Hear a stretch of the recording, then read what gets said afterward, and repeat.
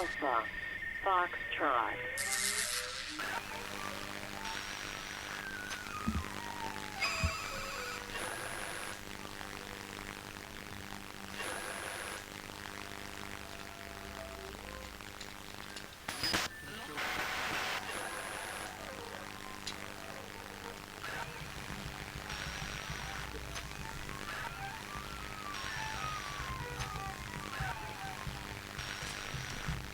Nice of you to join us.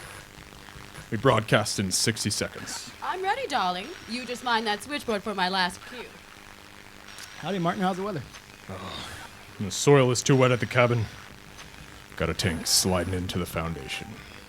Yeah, what do you do about that? I need wood. A good amount. I'll have to clear some more trees. Elms? Hickory. With an axe? 2-man saw. Okay, all correct. 25 seconds.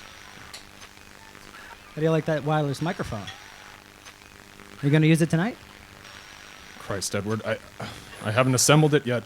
Electromagnetic sound transmission through open space. Martin, you must simply have it prepared for our next show. 10. Concentrate on the stories. 9. I hear President Wilson used one last year at the conservation exhibition in Knoxville. 6. Yeah, amazing. Transmission through space. 3. 2. 1.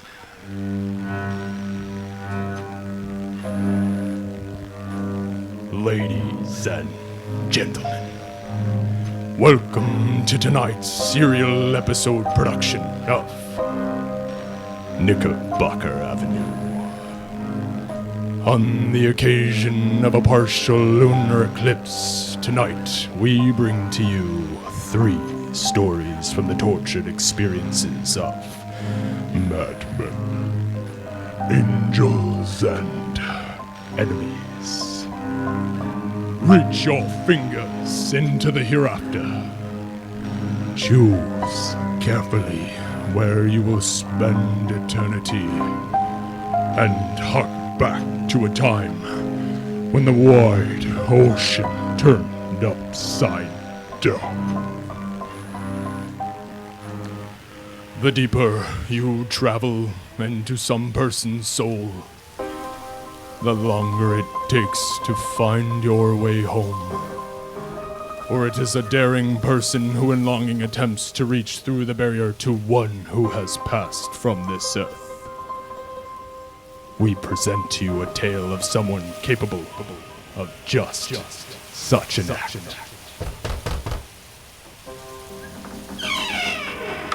Yes? Who calls? Hello, sir. My name is Hazel Whetstone. I received your response to my letter. My dear, yes.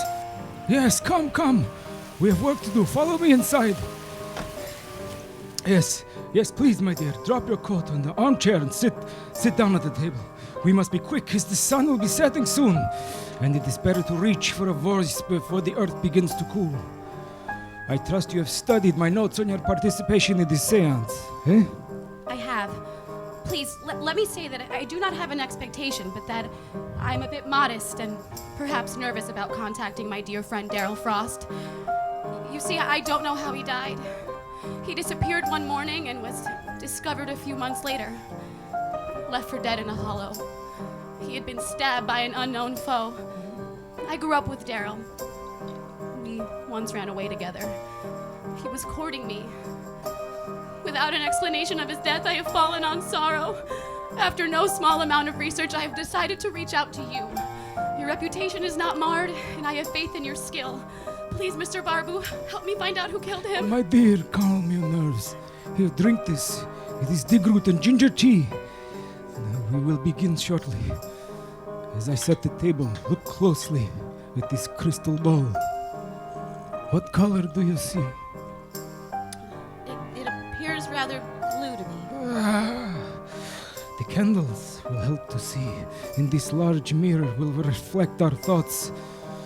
My dear, this is a sphere of crystal. It is harmonious, it is solid, yet allows light to pass through its body easily. It is capable of slowing down the substance of light itself. It is not perfect. The flaws within allow it to interact with the forms of light passing through it in a manner that I can interpret. This light, which will this evening emanate from your voice and emotional connection to the deceased, will illuminate us both. The crystal sphere sits upon a tray of purified water. With pure water and pure light, one may establish a dialogue with pure soul. Do you understand? Yes, I think so. Once we begin, you must speak only after I complete the passage and signal you.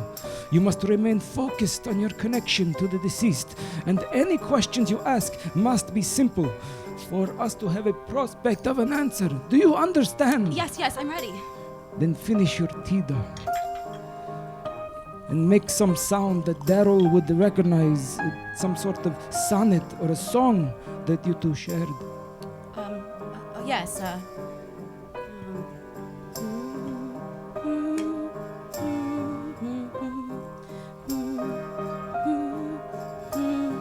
This is sage.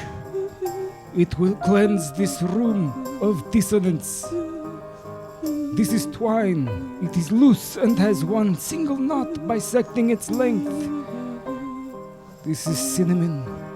It will keep us attached to the earth. This is a dagger. Its blade is double-sided and has been sharpened on tombstones.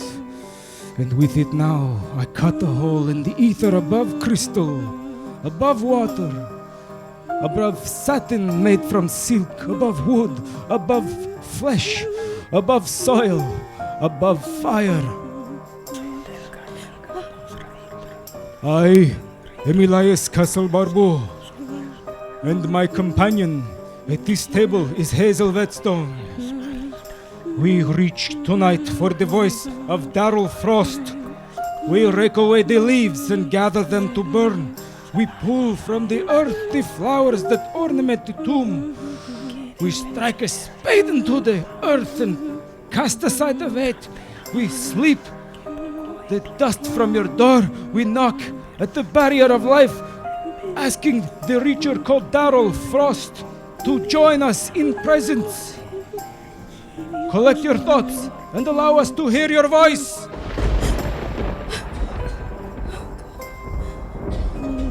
Let the moment arise through rapture. Let passion be expressed as pure light. Let pure light attain motion. Let the path be set to our reach.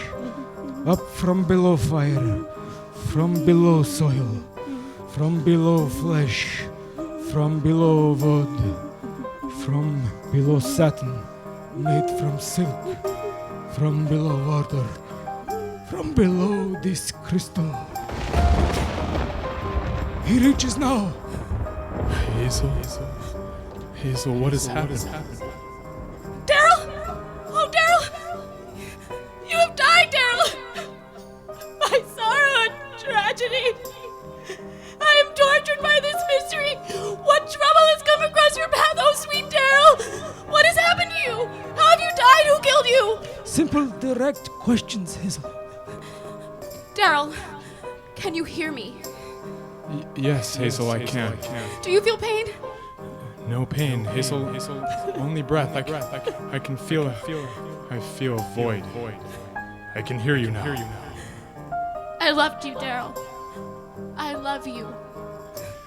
Yes, I know. Hazel, I remember everything that happened. The feeling will pass. How did you die, Daryl? I'm here, Hazel. Don't you worry. Everything is going to be okay. But Daryl, what happened to you? I must know how you died. Hazel, I want you to breathe. Don't be afraid. Keep talking to him, Hazel. Daryl! Don't let him go. Daryl, okay. Where are you? I'm in trouble. I'm afraid of what will happen. What are you afraid of, Daryl? What will happen? Hazel, you are fading. I'm sorry. Don't be afraid of me. I'm sorry, Hazel. Daryl, wait! Wait, don't! I regret. I'm sorry, Hazel. I'm sorry. I'm sorry. Daryl, no!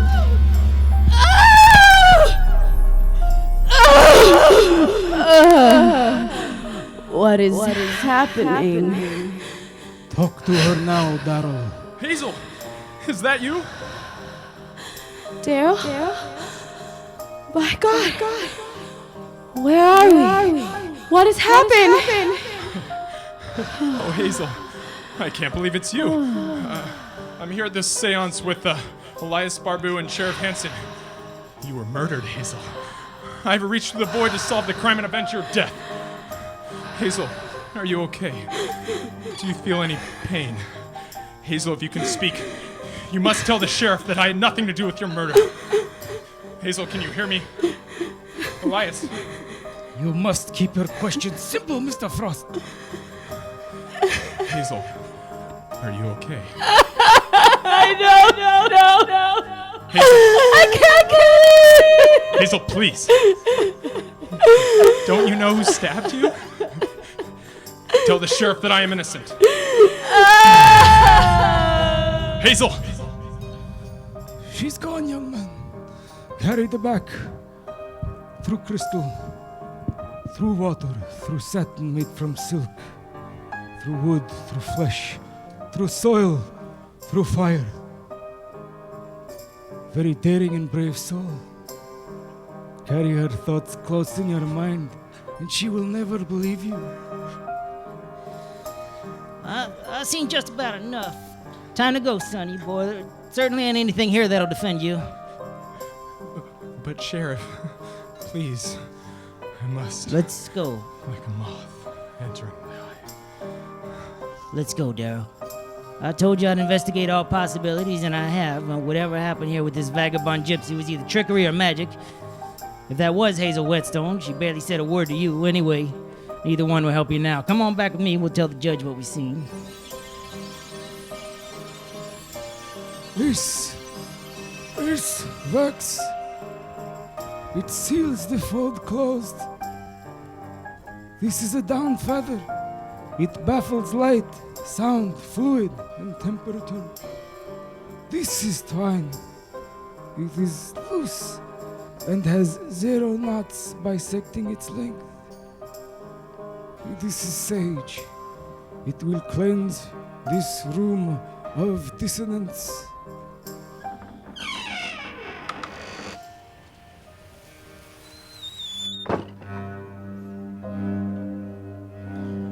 Here lies Hazel Whetstone, beloved daughter, sister, and victim of circumstance, misinterpreting her own vision.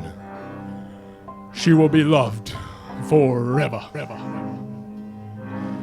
We know not how long time lasts, nor will we see if it does.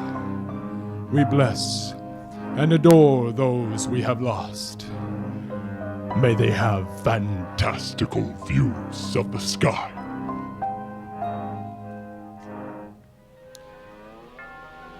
What figment could persuade me to give up my own choice?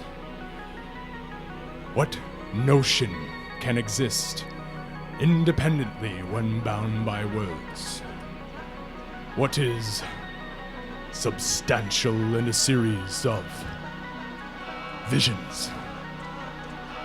The answer, my friend, is the story told afterward.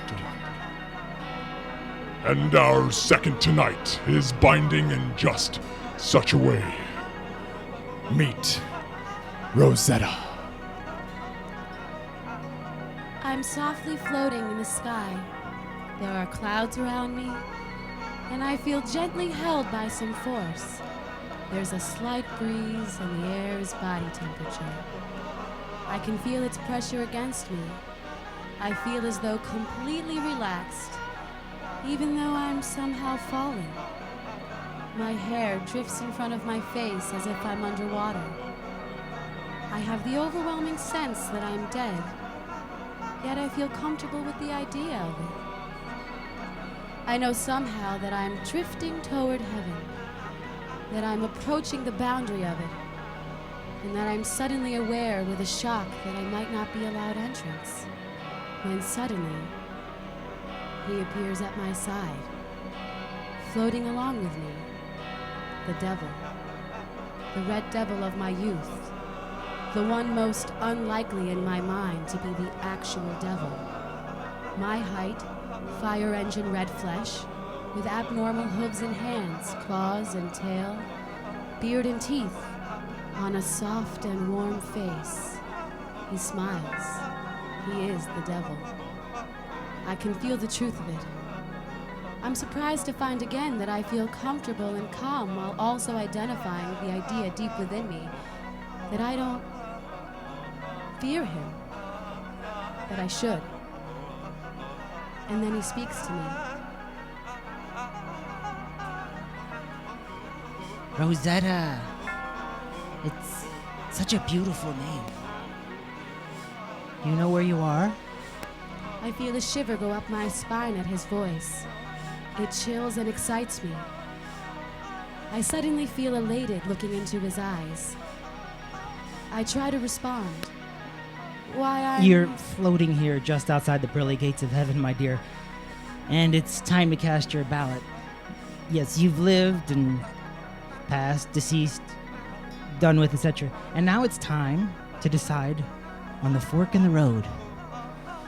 Allow me to tip my hat and introduce myself as your humble assistant. I have too many names for any one to be authentic. All names are counterfeit.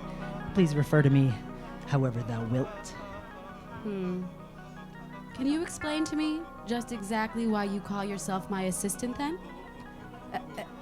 Am I to be tempted or tricked by you in some way? A few twisted words from you perhaps? And I forego these gates to follow you to Hades, abandoning my chance at eternal salvation? Making a joyful sound unto the Lord. You must be proud to have such a strong-minded will about you. You're quite right in your appraisal of the situation. I am here to explain some things to you before you make the last decision you'll have of your own accord. Now, listen to me. You only get one more free choice. And that choice is between the two eternal dreams that exist before you. Which one would you appreciate more? I would merely appreciate the chance to explain things as I see them. Of all things? Go on. The majority of your life was spent living out that which was prescribed to you. I mean, can you remember a time when you weren't told how to behave? The very God you seek to live with has been modeled in your mind. He isn't a person you know or love. He's an idea created by men to win your allegiance. What do you expect to find on the other side of these gates? A legion of servants, wealth, praise, an eternity of solitary emotion, reassurance forever? Well, I'll tell you what you will find. An authority. An assignment. An open yard surrounded by a castle wall. Yes, I've been here for a great long time. The last voice of reason for many passers-by as they abandon their free minds, seeking harbor from a storm that doesn't exist. And I say, once you pass that threshold, you will be given the herbs of safety and obedience, and you will eternally ingest them without the ability to question their taste. Now, there will be no options available to you. Your thoughts will stream not from your own inner experience, but from the same light you see glimmering over the fence there. It's like tuning into a radio program that traps you there. Still, silent, ears pricked. Only the curtain will never draw closed, and exit music will never play. You will be tailored and trimmed to fit the cuff of the king. Now let me ask you something. Have you ever been in love? I have. Well, tell me about it. I was too young to understand. I had never met a gentleman like him. My father endorsed him seeking my hand, and I thought him romantic beyond his years. We had a very passionate love. When he left me for the voyage to the north, I cried for days. I felt a wretched pain that no other thing would relieve. Every action, every moment of my hands felt unimportant. Life itself seemed not to matter. Exactly, my dear. The pain of it the wallowing in ideas and possibilities, the passion behind the pain you experienced, the feeling of utter irreversible loss. That experience shaped your goals and ideas. You wrapped yourself in sorrow to keep warm from the bleak cold of reality. The pain in your chest, a fire that lit the dark night. You must know, sweet Rosetta, that if you pass through these gates into heaven, you will no longer be able to feel the pang of your heart. You will never again cry and shout with pure demand for justice, and in turn you will never savor the triumphant feeling of having that cry answered. Stagnation, entropy, bliss. I call it a disease of the mind. Will heaven open? Will it travel? Will there be avenues that reach? Will dark times fall? Will there be night? Are there shadows in heaven? Are there terrors, excitements, misgivings? Problems to be solved, to be avoided, to be overwhelmed by? I must say, you speak logically. However, I have seen logic come and go as the tides. What have you to gain from my decisions? My intention is noble. I seek to increase the boundaries of hell and add to the diversity of its culture by subscribing people of varied experiences and walks of life. In a word, equality. I don't desire to establish what you'd call peace with the realm of heaven. I'm leading a campaign of equal rights and justice for all beings. Where there's authority, there's the abuse of authority. I'll call it sacrilege, but that's how I see it. Now, pardon my language, but if God is the culmination of all power and authority, then the model all his followers attain is the same. And what will happen when all power and authority are collected? There's no dissent, no alternative, no counter voice, no polyphony. And due to such alignment, there's no possibility of harmony because there's no variation to the voices. You see, it's a symphony that plays the same note over and over and over again. It's not only dreary, but it robs the performer and the audience of story. Now, there's no cycle to follow. There's no journey. Your speech is intelligent and makes sense. I dare say you enlighten me. Yet I still feel like we're gambling. I feel as though you're trying to trick me. What you describe seems too easy. Are you familiar with Pascal's wager? He argues that if God did not exist, it is better to wager that he does. This due to the tremendous loss you would incur if he was actual and had not lived as such, compared to the minor loss of spending one's life as if he were real, if in fact it turned out not to be. Indeed, I am familiar, and indeed we are gambling. Blaise Pascal is a tactician who seeks knowledge. He and I discuss gambling quite a bit. He invented our most popular game, roulette. Are you familiar with Voltaire? Well, he and I were just speaking on this subject. He said, if God did not exist, it would be necessary to invent him. He's another tactician using a poetic device to subscribe believers to his own legacy. Well, it would be necessary to invent a God, and he has been invented. Then why are you here? Well, I was invented as well. By whom? Well, you, of course. Now you speak in circles around me. The Creator never truly controls his creation. If I invented you, then why do you reproach me? I merely want to explain things the way that I see them. I am the embodiment of he who explains things the way he sees them. And you and your kind have invented me to counter your main invention, God. You see, even in your stories, you leave a clue as to how to avoid eternal obedience. I am the answer. I am the truth and the light.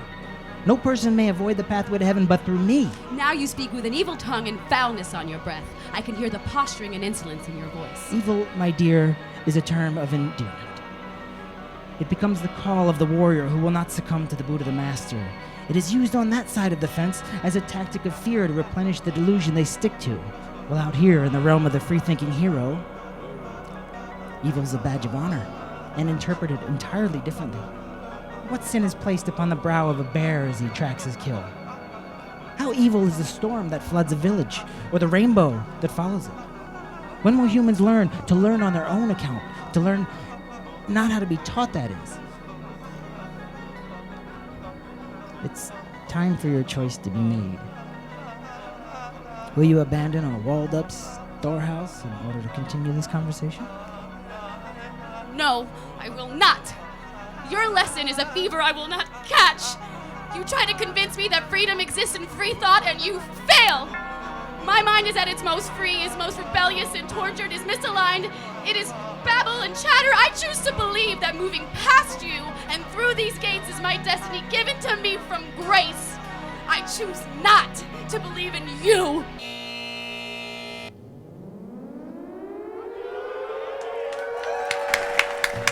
Rosetta Fairfield, you are tonight's big winner on Heaven or Hell. You've successfully outwitted the devil and made it through the shining pearly gates of heaven.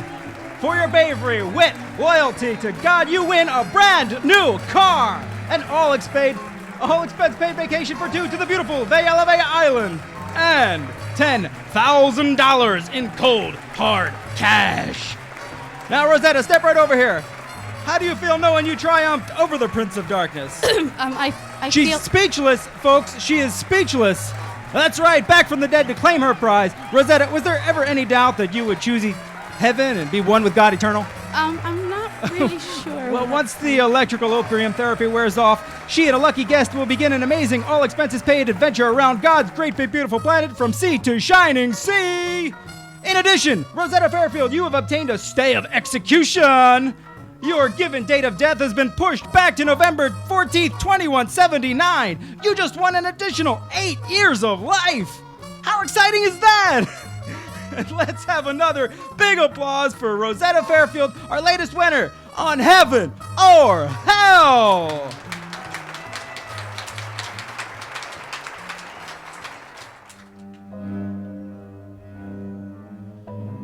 A powerful woman adorned with a glorious win. The crowd loves her resolve, as do I. For it takes a truly intelligent and fierce wit to stand up to such logic when eternity is on the line. Toward each daring mission leans an obstacle. Overcoming it holds the essence to our survival. I speak only from experience when considering out loud the extent a human will go To cross a bridge, a gully, or an ocean. I once had to drag a body 4 miles to bury it somewhere where the wolves wouldn't get to it. I witnessed an exorcism upon a time that ended with a priest hacking a boy to death with a shovel. And I even been in a flying machine that lost its engine during a test, hit the ground with a crash, and I done walked away uninjured. But I've never seen a challenge so formidable as the one pirate sailor Christopher Mackey saw one dark night on the open ocean at the stern of his ship called the Dorothea. You will address me as your Royal Highness, and you will answer every question posed by this council, or you will be dragged to the gallows and hanged. You will be cut down from the gallows before you die. Your entrails will be taken out, burned while you are yet alive. Your head will be cut off. Your body will be divided into 4 segments. Your severed head will be at the disposal of the king as he sees fit, as will your limbs. Do I make myself clear? Yes. Yes, Your Highness. Fortunate for you. Now, you will tell us your story and make clear the events leading up to the death of the king's nephew, Marty DuPont Carlyle. You will expose the identity of every player who took place in these events, and you will tell them exactly as they happened. Proceed at once. Your Royal Highness, I left with me mates from Port of London 8 months. We were scripted as sailors of Duke Heinrich the Graven. We were sent to find and attack the ship that's been making all them Duke's vessels disappear along the royal trade route south. Well, for some months before we set off, there was talk of thieves pillaging, sinking the trade ships on that route. They left nothing afloat but scraps, and everybody was seen in the wreckage. We grappled and searched 2 Spanish sloops and a lugger before we found young Marty. Stowaway. Sitting in a longboat. King's nephew he did not resemble. Upon finding him, he fought us, took a cat o' nine tails to me first mate, cut his eye. The lad was violent, screaming, and cried out about how his father was a prince of the empire. Claimed he was on an exotic mission. Said he was known as a prophet on the planet Saturn, and that we should obey him. Well, of course not a man on our ship believed it, the man thought of it.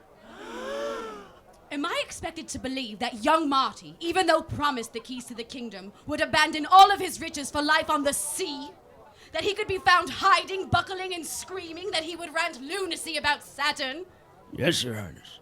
And what life would your dank boat offer such a lad? What mission would preoccupy his mind? Your Highness was ne'er a boat. What say you? My Dorothea's a sloop. She drags 170 feet of oak and carries 90 men. The particulars of your boat do not concern this council. What matters here is the whereabouts of Marty DuPont Carlyle. When you found him, you believed him to be mad, yes? Yes, Your Highness. When first met, but after seeing what I've seen, I no longer believe it. And what have you seen? Where is Marty now? Continue with your testimony. It ain't no easy thing to find a stowaway on a ship meant for battle. And we ain't no easy group of men. Fact is, Your Highness, you cross us or break our code, you get cut down. Now, if we're stowing away, we set 'em adrift. Put 'em on a jolly boat with a bucket of fruit and hard bread. Pushed 'em off, set north. Set adrift? By the blessed crown, how dare ye? You see, Your Highness, we run under the flag of the Danish Duke. Whilst under a contract of such, we will follow maritime law commanded by his court. And the penalty for stowing away is you get set adrift. If he's running under our own flag, well, he'd have joined us in the hold for a flogging before being put to work. A disgrace to the Empire. You turn your shoulder on your own people for a contract. Did you once consider that he might actually be the nephew of the king? Did you not once consider the ramifications of his loss? If this proved true, nor the reward for his safe return? Same as him, Your Highness. We considered nothing but the course of our charge and the goal of our contracted mission. Did you carry out this mission before reporting back to the Royal Navy about the stowaway and death of Marty DuPont Carlyle? Your Highness, this is where the story approaches disbelief.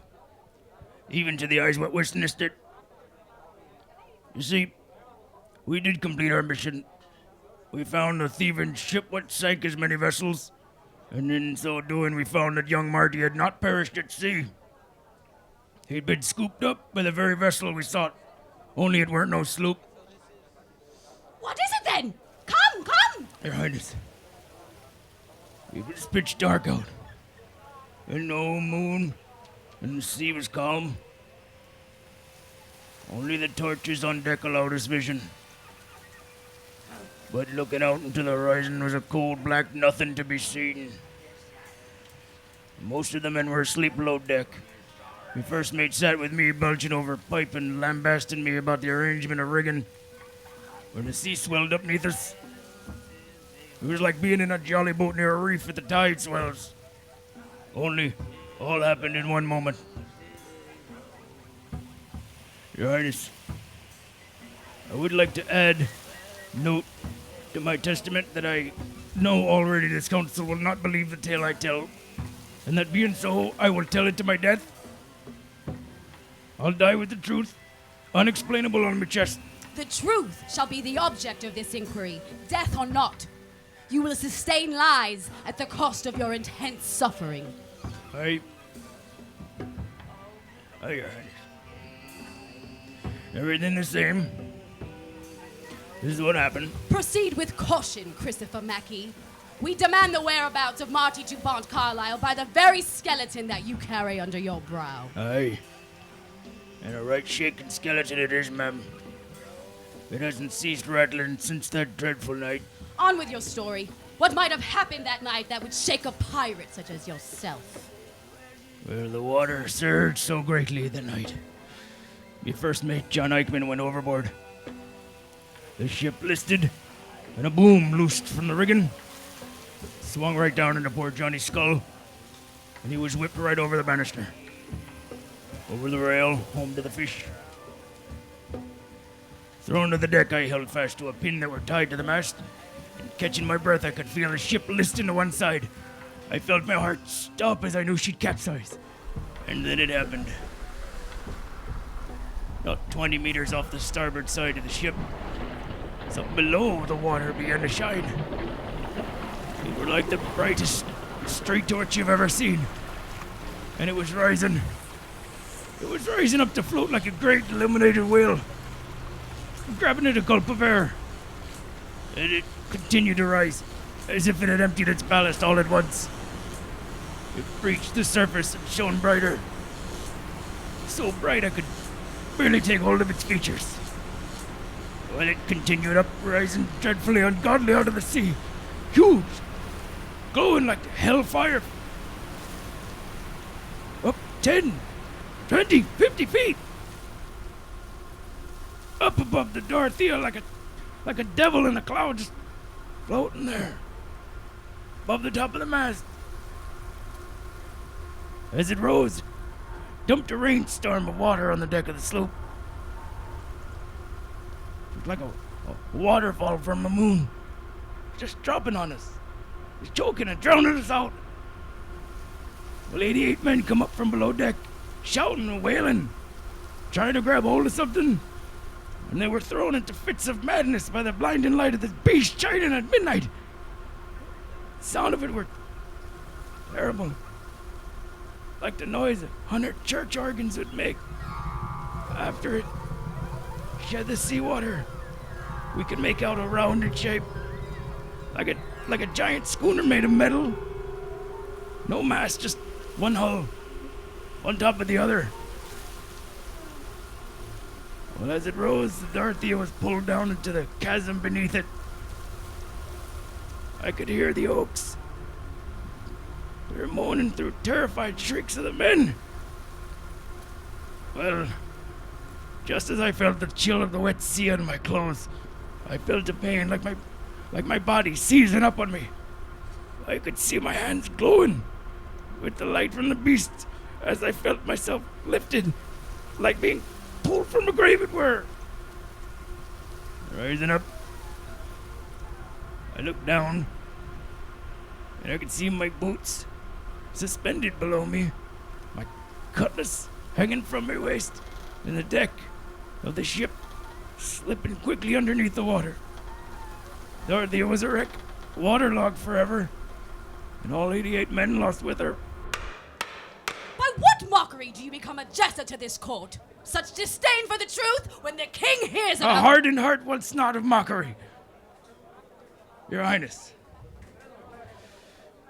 my ship and my men have faced death. My wits have been stunned by the impossible, and I now forfeit my very life to you. Not for the pursuit of justice or to save a king's nephew. I stand here before you to give testament regarding one event that has happened, and in doing, proclaim my life to be sacrificed so that the common men of this kingdom will know that the oceans are deeper and darker than any council will admit. I rose from the Dorothea's grave, suspended by wind and air alone, pulled right up into the mouth of the beast. Blinding and intense it were, like being smacked in the face 100 times in a row. I curled up in a ball like a child, trying to hide his face. And after a spell, I woke up inside of the big blue room. And there weren't no windows or doors. In fact, there weren't no corners or fixtures of any kind, just a big blue room. I stood alone, and as I did, there, before me, was the young wild-eyed Murdy DuPont Carlyle, all full of piss and lightning. How full he were. His long flaxen hair like a young dove, just shining. He had a slight grimace on his face, and he was surrounded full by chests of treasure, artifacts and jewels and doubloons. He held a scroll of thick black paper in his hand, and when he spoke, his mouth didn't move, but the paper in his hand did. He just looking right down at me, singing through his eyes, tells me a story. Says he will be king. Says to me that I'm a servant of his. Say if I don't know it. Says I'm to sail back and proclaim my mission completed and tell his story to you. Says a line for it. Claims he'll return to sit on the throne and avenge his father's name to you and the king. Says all God's children are his now. So I reckon it was my charge, scripted to find and kill whomever was stealing the Duke's cargo. Like wildfire, I unsheathed me cutlass. In a matter of seconds, I managed to bolt a secret. An unexpected attack, you see. Caught him across the belly with the edge of me steel, severed his spine. He cut, fell in halves. But wait. He fell in half as if a burlap filled with sand.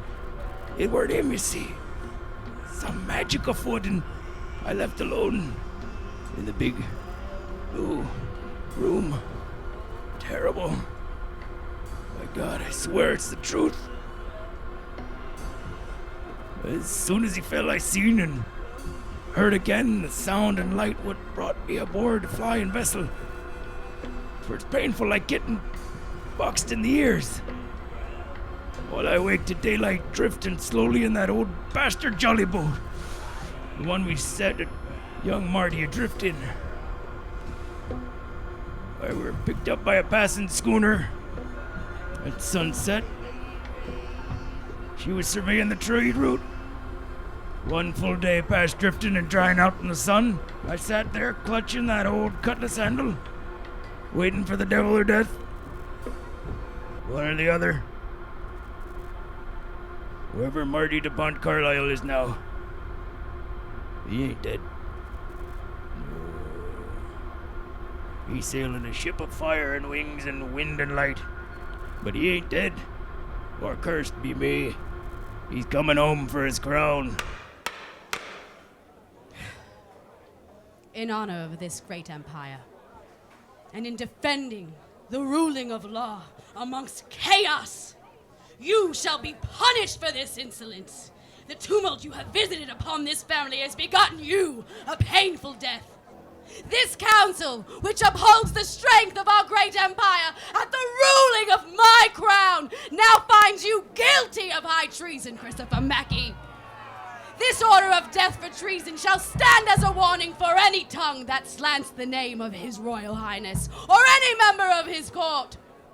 No manner of a man will dare shame his crowns with lies henceforth. And no witness today shall speak of this testimony at the risk of death. Cut off his head and apart with his limbs. For keeping his mind, not his head. Captain Sir Christopher Mackey was highly decorated as an avant-garde emissary in the new Carlisle monarchy. His Royal Highness, Marty the Impossible, ruled the earth for 12,000 years, in which the first 6 were spent conquering, and the latter 6 were spent copying the earth.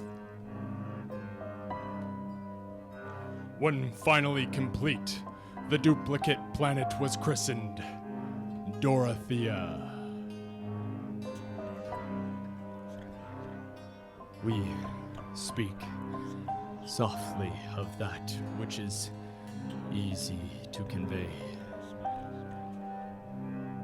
We speak harshly of that which is difficult to say. And every microphone is magical as we begin to broadcast into a new era of technology here on planet Earth. To guide us on our way, we dig up stories from the past for mystery. That which we recognize as our own perception could be the ultimate form, the greatest spectacle, the heaviest expressive element in the entire universe. Our humble transmitter is a dowser's wand in your hands, dear listener. Reach to the sky. Reach from the grave to the moon. Reach high from that mountain, because the abyss below runs quite deep. Join us next episode and experience the scourge of an angry volcano. Mystify yourself at the sounds coming from the siren atop the world's tallest tower. And witness a political assassination from the perspective of the stars.